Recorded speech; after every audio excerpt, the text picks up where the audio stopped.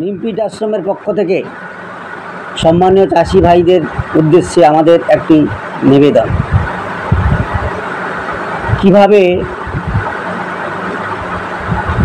Pesticide বা বীজ প্রয়োগ করবেন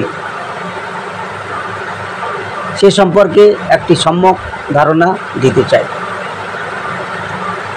আপনি যখন কোনো বিষের শিশি দোকান থেকে কিনছেন তখন দেখবেন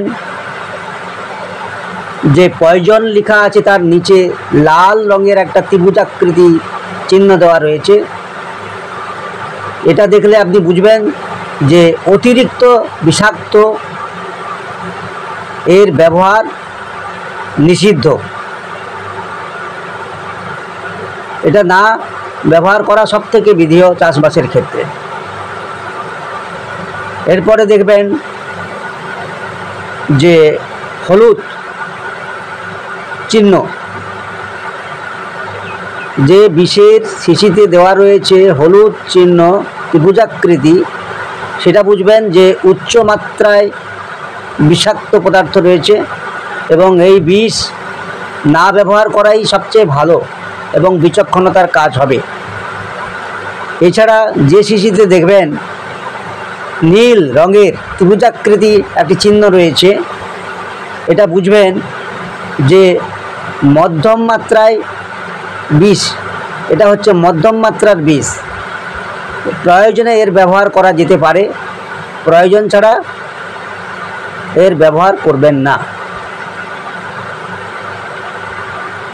এছাড়া যেটা বলবো যে বিষ শিশির গায়ে সবুজ রঙের ত্রিভুজাকৃতি চিহ্ন দেওয়া রয়েছে, এটা বুঝবেন যে সামান্য মাত্রায় বীজ রয়েছে, এর ব্যবহার করা যাবে।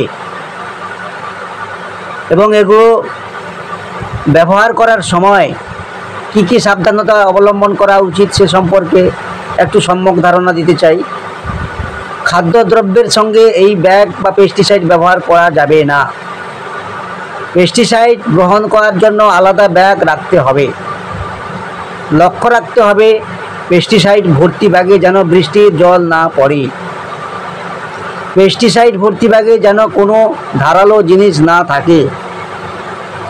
বাড়িতে মজুত করে রাখার জন্য কি কি সাবধানতা অবলম্বন করা উচিত সে সম্পর্কেও একটু সম্যক ধারণা দিতে চাই। পেস্টিসাইড কেনার সময় যতটুকু প্রয়োজন ঠিক ততটুকুই কিনুন, তাহলে বাড়িতে মজুদ রাখার ঝামেলা করতে হবে না। পেস্টিসাইড মজুত রাখার স্থান যেন রান্নাঘর, জলের উৎস, গবাদি পশুর থাকার স্থান থেকে দূরে হয়। মজুদ রাখার স্থানে যেন রোদ বৃষ্টির জল পড়ে এমন ভ্যাপসা ভাব না থাকে। বাচ্চাদের নাগালের বাইরে উঁচু স্থানে তালাবন্ধ অবস্থায় পেস্টিসাইড মজুদ রাখতে হবে। ব্যবহারের সময় কি কি সতর্কতা অবলম্বন করা উচিত সে সম্পর্কে একটুখানি বলি।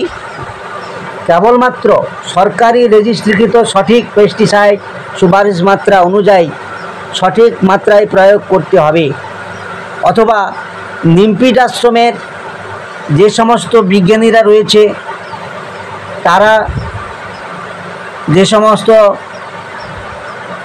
জৈব রোগনাশক, জৈব ছত্রাকনাশক বা জৈব কীটনাশক ব্যবহার করার বা জৈব জীবাণু ব্যবহার করবার সঠিক মাত্রা প্রয়োগ করেছে সে সম্পর্কের নির্দিষ্ট সুপারিশ মাত্রা সম্পর্কে জানুন। এবং রাসায়নিক সার বা কীটনাশক কী করে ব্যবহার করতে হয় নিমপিট আশ্রমের বিজ্ঞানীদের সুপারিশ মাত্রা অনুযায়ী সঠিক মাত্রা প্রয়োগ করতে হবে। পেস্টিসাইড ও জলের মিশ্রণ সঠিকভাবে তৈরি করা উচিত। এই মিশ্রণ তৈরির জন্য প্রয়োজনীয় পেস্টিসাইড মাত্রার পাত্র রাখতে হবে যাতে সঠিক মাত্রায় ব্যবহার করা যায়। ছোট পাত্রে অল্প জলে ভালোভাবে গুলে নিয়ে স্প্রেয়ারে ঢেলে বাকি জল মিশিয়ে স্প্রেয়ারটি খুব ভালো করে ঝাঁকিয়ে নিতে হবে। ফসলের প্রথমাবস্থায় 70 লিটার এবং পরের দিকে 100